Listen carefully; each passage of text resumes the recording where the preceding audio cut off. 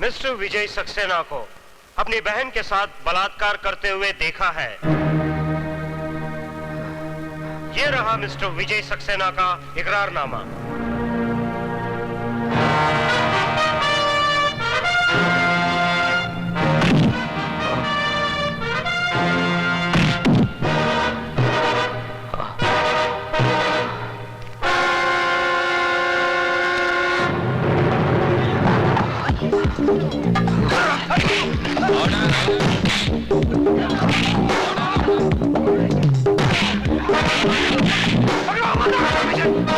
आगे मत बढ़ना, मैं क्या रुक जाऊं?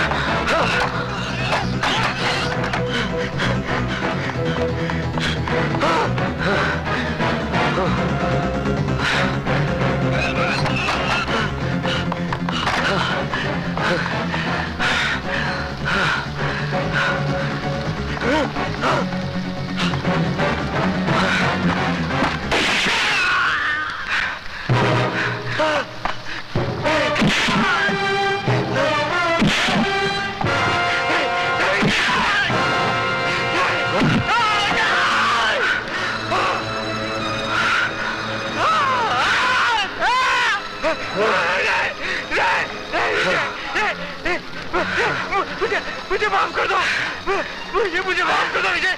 मैं सबको सच सच बता दूंगा कि बलात्कार तुमने नहीं, हम लोगों ने किया था।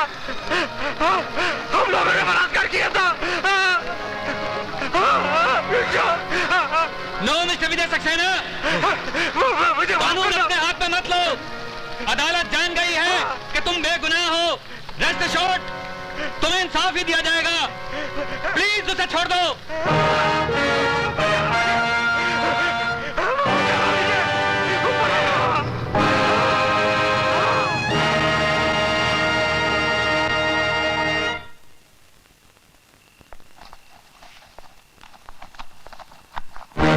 अरे कौन हो तुम? वहीं खड़े रहो जज साहब, आगे मत बढ़ना। क्या चाहते हो? हालांकि इंस्पेक्टर अरविंद फड़के ने कल सबके सामने मरहूम स्वीटी सक्सेना के बलात्कार के जुर्म का इकबाल किया था, लेकिन अदालत हालातों को मद्देनजर रखते हुए इस नतीजे पर पहुंची है कि इकबाल जुर्म इंस्पेक्टर अरविंद फड़के ने मौत के डर की वजह से किया था। तमाम गवाहों के बयानात सुनने के बाद यह अदालत इस नतीजे पर पहुंची है कि विजय सक्सेना ने अपनी बहन का बलात्कार किया है। इसलिए मुल्जिम को मुजरिम करार देते हुए विजय सक्सेना को यह अदालत 7 साल कैद की सजा सुनाती है।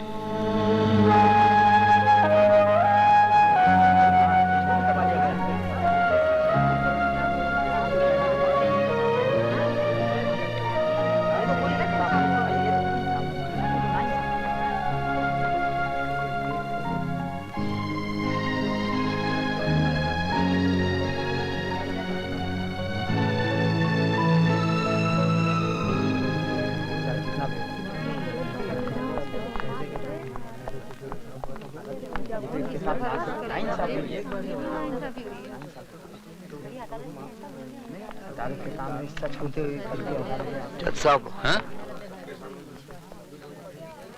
इंसानों का मुकद्दर तो आसमान पे बैठा भगवान लिखता है, लेकिन आपने मेरा मुकद्दर लिखा है, वो भी जुर्म की स्याही से। आपने फैसला नहीं सुनाया जज साहब, बल्कि मेरे माथे पे ऐसी एक मोहर लगा दी है कि अब कोई भी बहन अपने भाई पे विश्वास नहीं करेगी।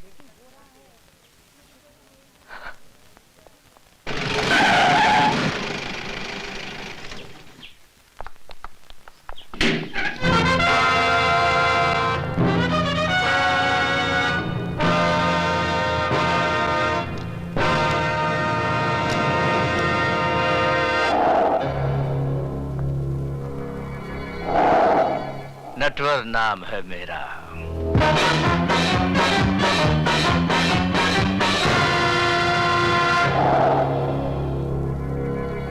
मेरे बाहर आते ही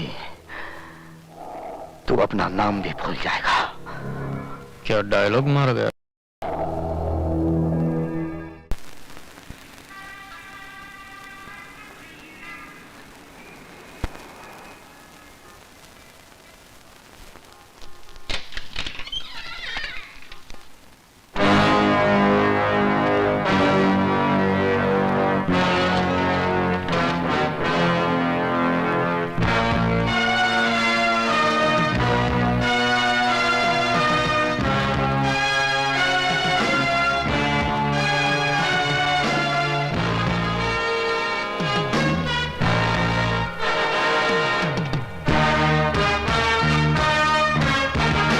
प्रोफेसर साहब, आप अपने कलम भूल गए थे।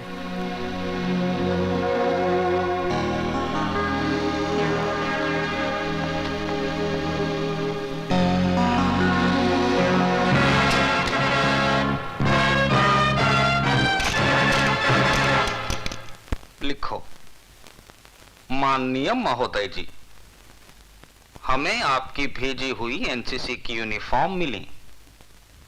लड़कों की यूनिफॉर्म तो ठीक है, लेकिन लड़कियों की यूनिफॉर्म तो इतनी तंग है, इतनी कड़क है कि संदूक खोलते ही गोली अपने आप चल पड़ती है। आपका शुभ चिंतक राजवंश कोठारी। टाइप करके दस्तखत करवाने के लिए अभी आती हूँ। हाँ, अब तो इस उम्र में सिर्फ दस्तखत ही कर पाता हूँ। जल्दी आना।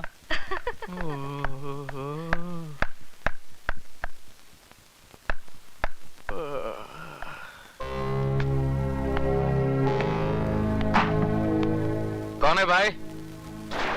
ये प्रिंसिपल का रूम है या पब्लिक का संडास? जब चाह तब घुस गए। चलो बाहर जाओ, पूछ कर आओ कि क्या मैं अंदर आ सकता हूँ। अंदर तो मैं 7 साल तक था, अब मैं बाहर आ गया हूं।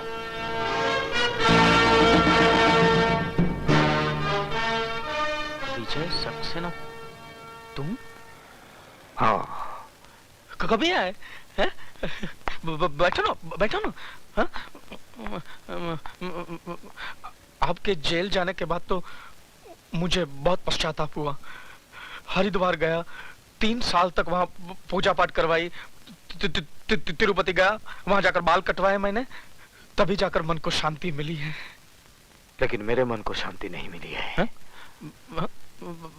बैठो ना, बैठो ना। मैं यहाँ बैठने नहीं, तुम्हें बताने आया हूं कि 7 साल तक मैं तुम लोगों के बारे में सोचता रहा। आज से तुम लोग मेरे बारे में सोचना शुरू कर दो।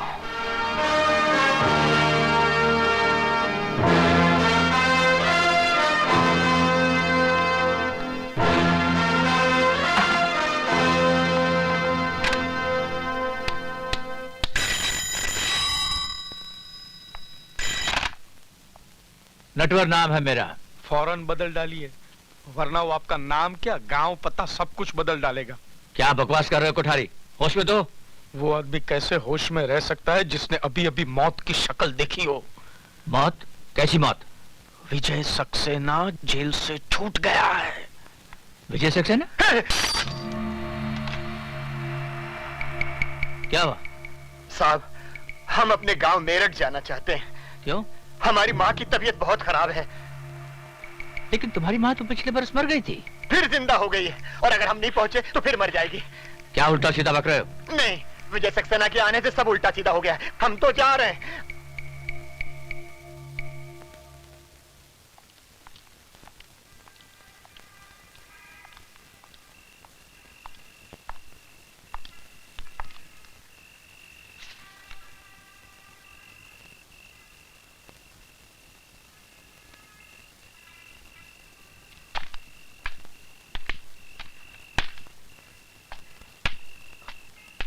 डॉक्टर असलम, तुम यहाँ क्या कर रहे हो? यही मैं तुमसे जानना चाहता हूँ। लेकिन ये खत लिखकर मुझे यहाँ बुलाया गया है। ऐसा ही एक खत मुझे भी मिला है। डॉक्टर असलम, अरे विशाल, एक खत एक खत मेरे पास भी है। एक जैसा खत सबको? लेकिन ये लिखा किसने है यार? मैंने। है? सर आप? हाँ मैं। जिस आदमी ने इल्म के दिए से तुम सबकी अंधेरी जिंदगियों को रोशनी में बदल दिया था, वही प्रोफेसर विजय सक्सेना आज जेल की अंधेरी कोठरी से छूटकर बाहर आ गया है। क्या विजय साहब जेल से छूट गए?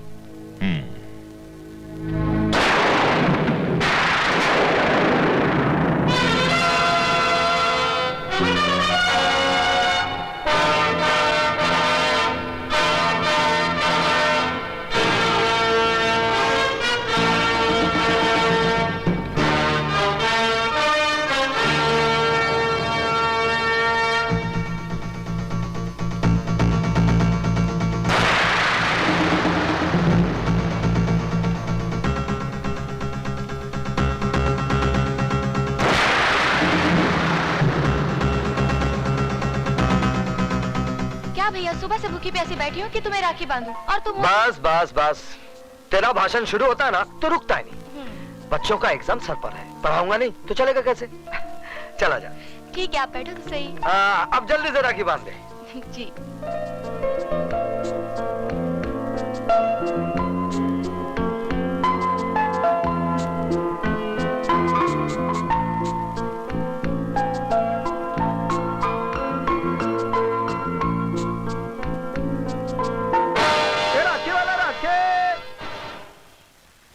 राखी वाला राखे। ए राखी वाले, एक राखी देना। कौन सी दूं? किसके लिए राखी खरीद रही है बेटी? तेरा तो कोई भाई भी नहीं है। माँ, कोई भाई ऐसा भी तो होगा जिसकी बहन ना हो, क्यों नहीं उसे राखी बांधो? ये लो, बांधो राखी।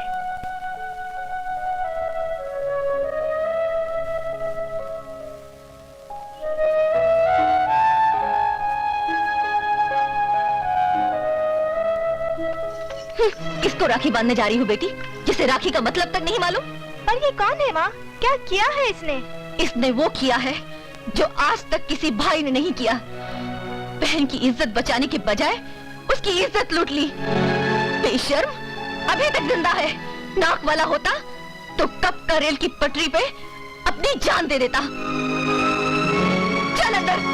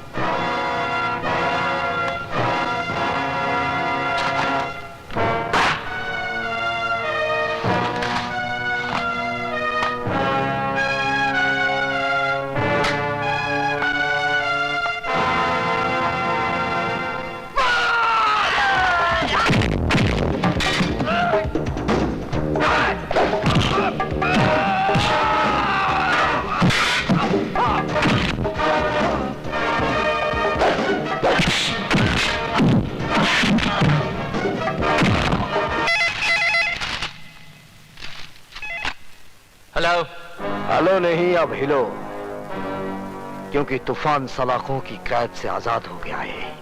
कौन बोल रहा? अपने बाप का नाम भी भूल गया। कौन? विजय? हाँ, विजय सक्सेना। अपने बीवी बच्चों को जी भर कर प्यार कर ले, क्योंकि बहुत जल्द तेरी बीवी बेवा और तेरे बच्चे यतीम हो जाएंगे। मेरी फिक्र छोड़ और अपनी सोच। मेरे आदमी तुझे चींटी की तरह मसल देंगे। तुम्हारी चींटियां हाथी के पांव के नीचे आ गई हैं। अब तू उनकी शक्ल भी नहीं पहचान पाएगा, समझा?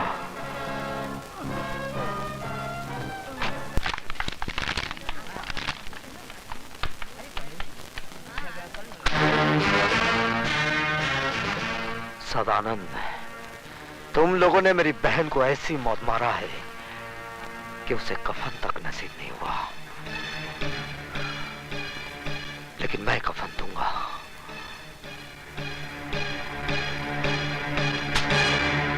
आज ही कफन खरीद ले, क्योंकि कल का सूरज तू देख नहीं पाएगा।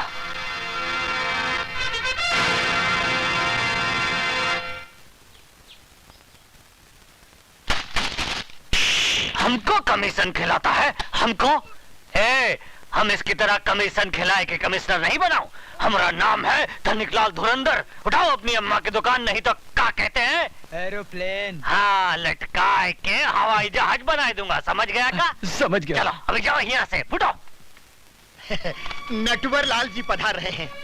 तू कौन है बे? नटवर या उका लाल? सरकार, मैं तो उनके जूतों की खाल हूँ। तो फिर कान खोलकर सुन ले, ई ऑफिस में कुत्ते, दल्ले और चमचों खाना